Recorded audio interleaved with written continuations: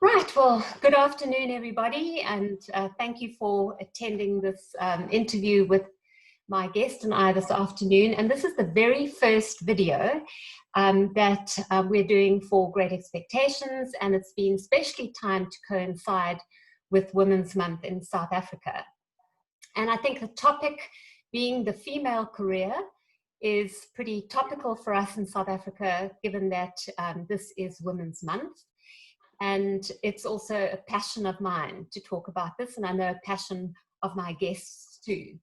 And the topic is topical too because of COVID-19, and we know that there's just so much dialogue and things being said about the biggest brunt of COVID-19 being borne by women, and particularly the female career. So I'm absolutely delighted to have with me today the lovely Christelle Colman. And the nice thing is that we're both from Cape Town. That gives us something extra in common, Christelle. But I think one of the reasons why I really wanted her to be here as our very first guest in these interviews is because she has had such an amazing journey, personally and professionally. And I just think it would be wonderful to have this shared with a wider audience. And I know that you are often interviewed and you often have a platform to share, but this is our platform, and I'm really excited to be able to share it with all the people who connected with Great Expectations. So just so that everybody knows, Christelle is the wife of Simon. She's the mum of Leah and Chris, who are teenagers, borderlining onto being young adults. And she's also the managing director and founder of an organization called Elite Risk Acceptances. She can tell you a little bit more as we go. But Christelle, I'm going to hand over straight away to you. And as we agreed, just to start by sharing a bit of your personal story with the professional side woven in, and we looking forward to hearing it all.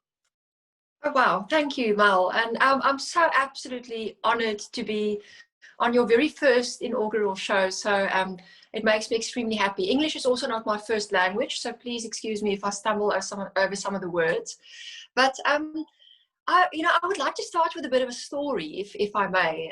It sort of goes back to 2017, and I'm in Paris, France, not South Africa, and it's a cold winter's afternoon, and I step out of the apartment that I was staying. I was there for work, and I step into the back of this beautiful black Mercedes-Benz limousine, dressed to the nines, and the chauffeur takes me all the way down the Champs-Elysees, past the Eiffel Tower, on my way to a work dinner.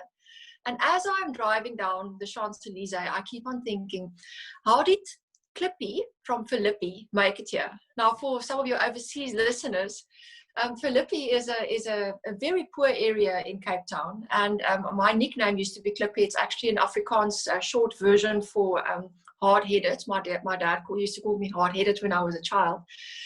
And, it really just sort of signifies, it's sort of significant of where I was and where I am today.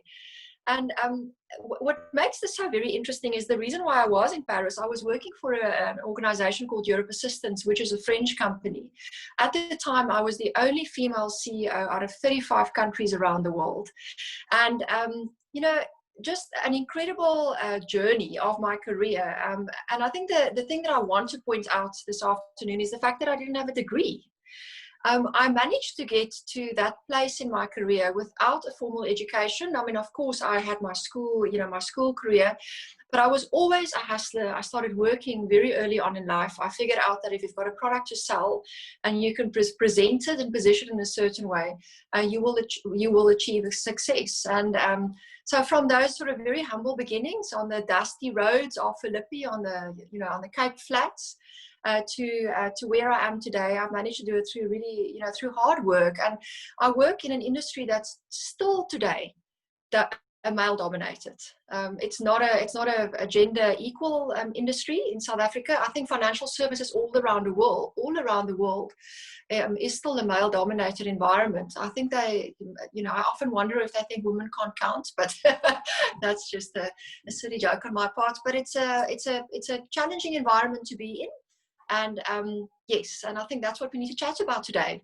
Yeah, I'd love to. So we always say, and we do feel very strongly about this in all seriousness, that any change to or progress in gender parity is going to require the full engagement of men in the conversation. So, I think we feel very strongly that having men as allies is a really critical piece of the puzzle or the equation. And so, yes, but I'd love to hear, because I know people will identify, is what, maybe just talk about some of the challenges and or opportunities or lessons from being a female in a very senior position, pretty on your own for the best part of the male, in a male environment.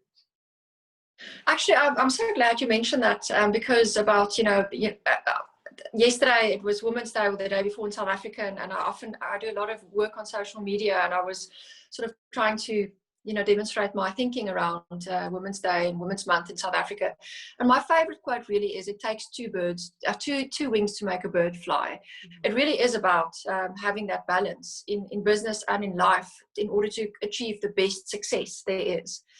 But for me, my journey really, how did I get this job, this amazing job, running the local arm of an international organization, and without, as I said, academic background. But one of my biggest tips is the importance of building a personal brand, and it's something that I do talk about a lot. As women, we have to use everything we have in our arsenal to fight the war that's out there where you are in the minority. And building your professional brand is something that is free. It's available to everyone. And if we talk about a professional brand, what is a professional brand? It's that essence that stays in the room after you leave, and it's the perception that people have of you before you enter the room. So it's what people say about you when you're not around. She's an amazing mother. She managed to achieve wonderful things. She does amazing social work. What is the thing that people have, the impression that people have of you? And it's taking that one or two things about you as an individual and amplifying it on the forms that we have, which is have met and connected and got to know each other. From LinkedIn, even on the private social media networks such as Facebook and Twitter. People often say Facebook is something that needs to be for your private life only.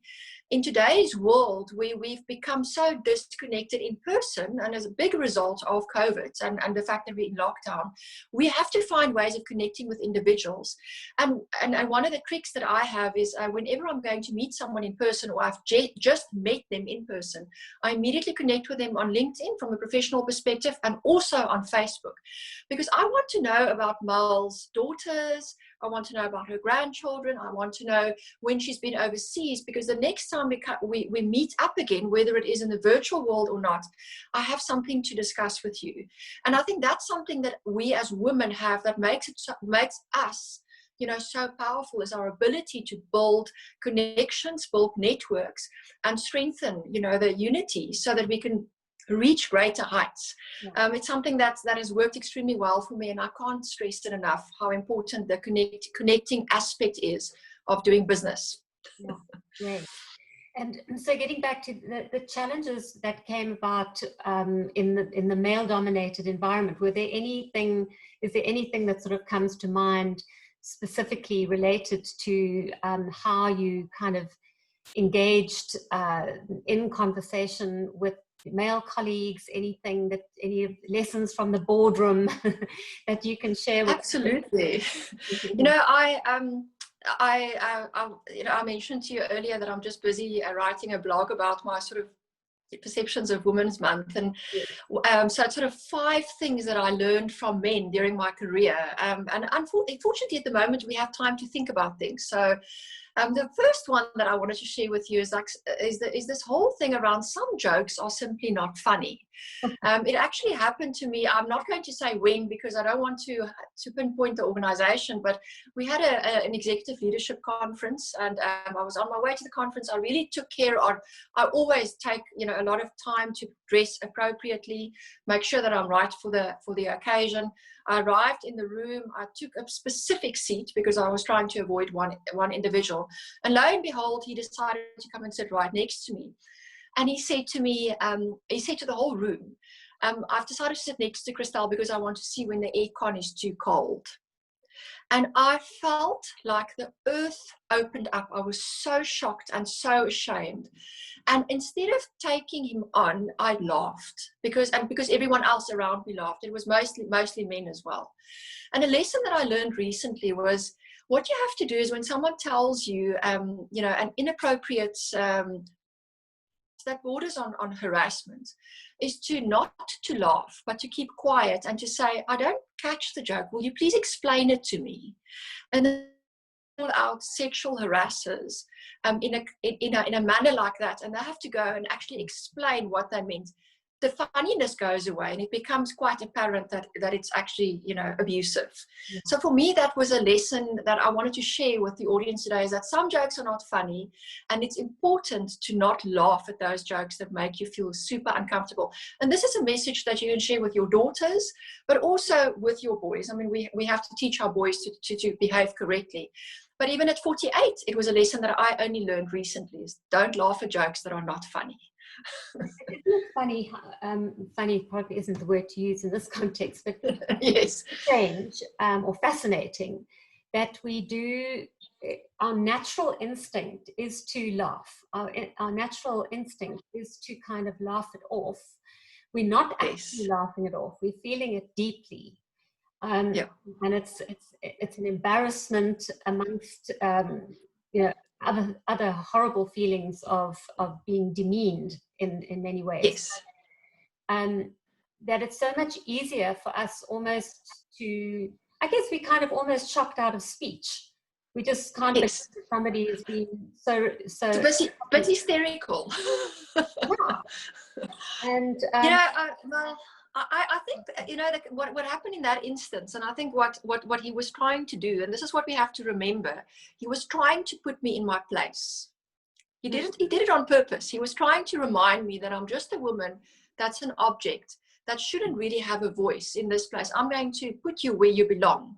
So it's not even about the sexual harassment. It's about knowing that, certain men, especially men that are very powerful and very senior positions, will put you down because for them it's important that they're always on the elevated platform.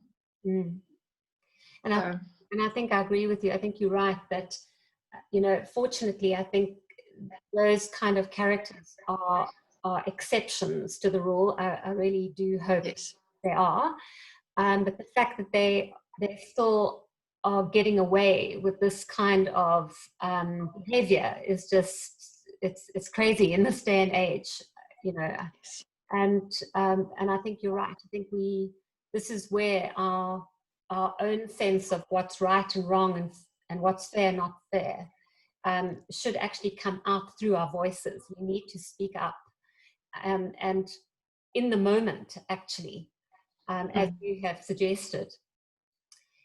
Any other examples? Any other?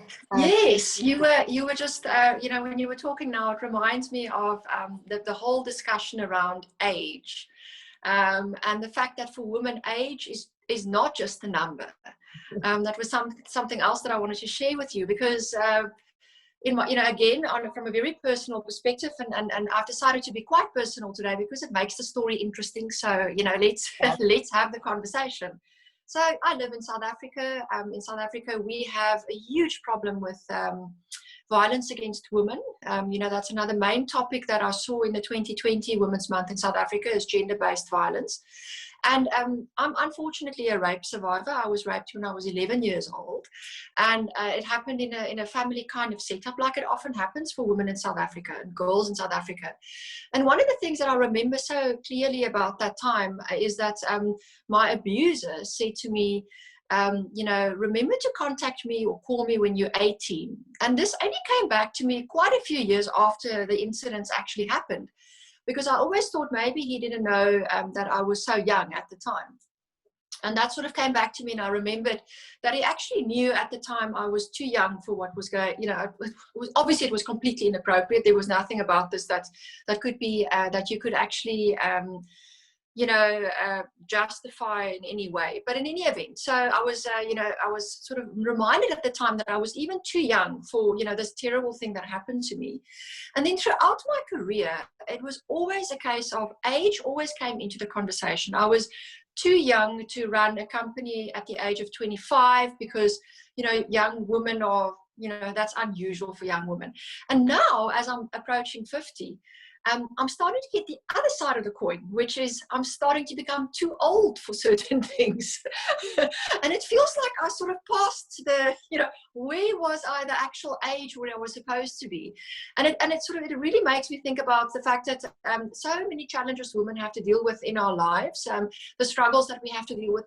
This whole thing around our age is always so amplified, being too young, being too old, being sort of almost, really you are identified as your age, not just in our private lives, but also in business. And that's something else I think that we need to tackle head on, is this whole concept about being defined as your age, because we're so much more than our age. And actually getting older is so amazing. It's one of the biggest joys in life, don't you think? You don't get as much unwanted attention. That's definitely one of the big benefits, I think, for me. But apart from that, it's just the piece that comes with having a bit more wisdom. And yes, so I would like to hear your comments on that topic. Oh my gosh, I just remember I was running a program, co-facilitating a program for a group of young women in their early career. It wasn't the one I've just completed now for a client, but one we did, I think, 2 years ago. Maybe not last year, but not important.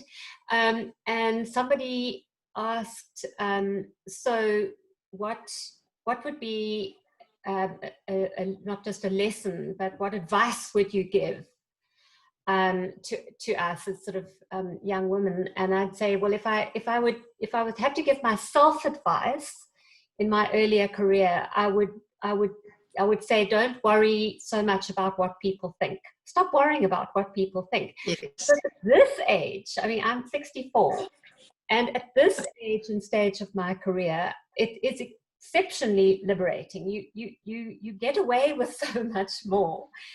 Yes. And you really can step into your authentic self without worrying about what people think. Maybe it's because you've got the wisdom of hindsight. Maybe it's because you've got the experience behind you and you kind of feel like you can tap into that. But I just think that it's just a sort of like a maturity and evolving into a place where it doesn't matter so much anymore. And definitely a place that should never be feared. And I think the media, the narrative of the media is women who get older are over the hill, and your life kind of ends. And actually that's when that's actually when it starts becoming a nice place or a nice gender to be, is when you do get older. And it's something to really look forward to. But I always say your career doesn't start when you're in your 20s and 30s. Your career actually starts at closer to your 50s, because that's where you really come into your own and can put your foot on the accelerator. You've served everybody else up until then. Boy, you can focus on yes, which is very exciting. And so the other question I wanted to ask you is, and thank you for sharing such personal stuff with us. So it's lovely to. It's a pleasure. Have this sort of conversation. But I know you've also had quite a lot of exploring of thoughts and perceptions and feelings and things over the lockdown period. And how's lockdown been for you, and what kind of are you taking away from it? Oh, well, lockdown has been the most amazing time in my life. And I feel so guilty for saying it, because I just have to say that I know so many people are suffering out there. And again, especially in South Africa, we have serious economic challenges. So, but the the last time I took a flight was on the 20th, towards the end of February. For the last 22 years, I've been traveling almost weekly. For the time that I worked for the French organization, I traveled to Europe every month. I commuted between Cape Town and Joburg. I've got 2 children. The one is 17, almost 18 now, and then a 15-year-old son. And for their entire lives, my life has been planning au pairs, and then, obviously the house cleaners and the dogs and the husband and the menus and the schoolwork. And it felt like every week was a week of planning and never ever standing still to breathe. And of course, we take our holidays over Christmas and that sort of thing, but just being in one place with my family and just, doing things like cleaning the house that I have not done because I'm not even around. I pay other people to do it, has been the biggest joy in my life. I can't tell you, I don't want the world to go back to the way it was before. I'm now going to become a fighter and a champion for the being able to work from home. I really want corporates to see the benefits, and in my organization, I really am someone who walks the talk. So my leadership team, I've got about 36 people in my business that work for Elite, and in my leadership team we are 6, and we've got 5 women and 1 man. And in my business, we have men, but it's mostly women that work in our organization. It's not because I'm biased towards men, but it's just the nature of the business that we are in. And I see how it's benefiting women to work from home. So I think you said the other day, so I don't want to quote you to yourself, but you said that the workplace, see, I listen when you talk, the workplace was designed by men for men such a long time ago. And really the work from home is so suited to the needs of women. So our women in our business are saving money on obviously traveling to work and back, saving the upkeep of the car, maybe only have the need for 1 car in the family, no need for aftercare, being able to assist with homework. That is something that you can't put into money's value. That is a benefit that you can't translate into a monetary value. Absolutely. Great. And I think there'll be a lot of people agreeing with you. I do think, though, just to put a sort of caveat on that the kind of sort of agile, flexible working that we have been promoting for all these years and waving the flag for isn't quite the kind that we've been having here with childcare and domestic help or whatever. But it certainly is kind of, it certainly has plummeted organizations into the future of work as far as the kind of agility goes. And hopefully there will be elements of this that become the shape of the VUCA world that we're moving into. As we sort of move towards our sort of closure now, Christelle, I was really keen to hear from you. If there was one piece of advice that you would give to women for their career going forward, what would it be? Apart from the importance of the professional brand building, which I really can't stress enough, my favorite motto and quote in life is decide what you want in life and go for it. And I think for us as women who are in a little bit of a back foot in many situations, you have to be single-minded about achieving your success in life. And I almost get a physical reaction when I realize I'm being resistant. Someone is being resistant towards me because of my gender. It's like something happens inside of me, and then I push and try even harder. Because it's about the future. It's not about our current generation. It's about the future of women in the business, in the workplace. It's about my daughter being able to go into a job interview and having exactly the same opportunity as her male counterpart. Not just that, it's about knowing that she will earn the same. The gender pay gap is a major problem all around the world, and not just in South Africa, but in the, even in the developed countries, it's even worse than in South Africa. In South Africa, we're quite blessed. We've got our constitution that drives this constant push towards equality, whether it is from a racial, but also from a gender perspective.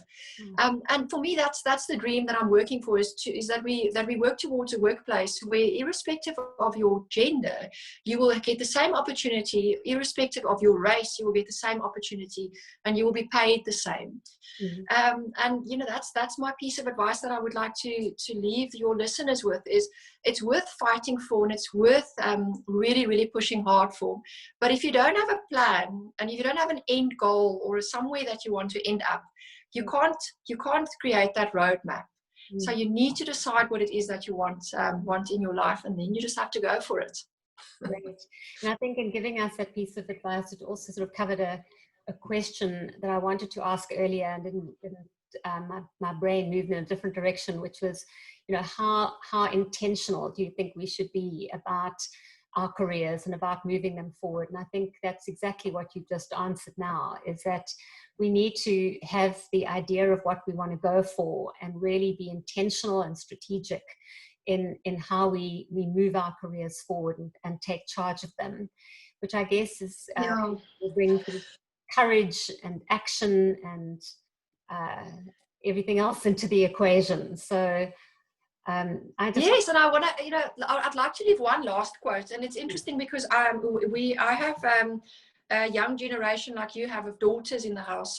My stepdaughter has just turned 21, so I would think that girls at that age, or young women of that age, would have a very different mindset from our age.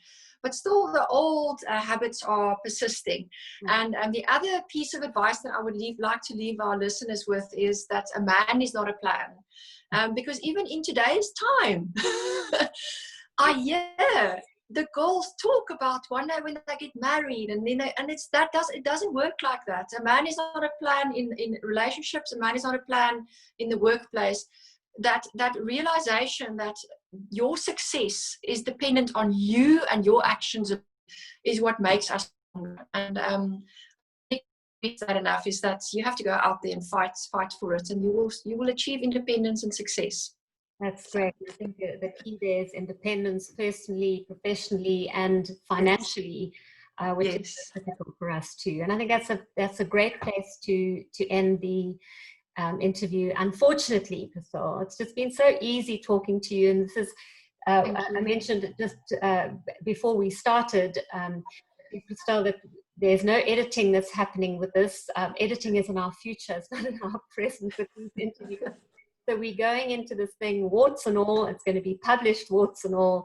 And what a pleasure to have such an amazingly eloquent and competent and enthusiastic guest with me today. So thank you so much for sharing so generously, and look forward to watching your career progression with great interest.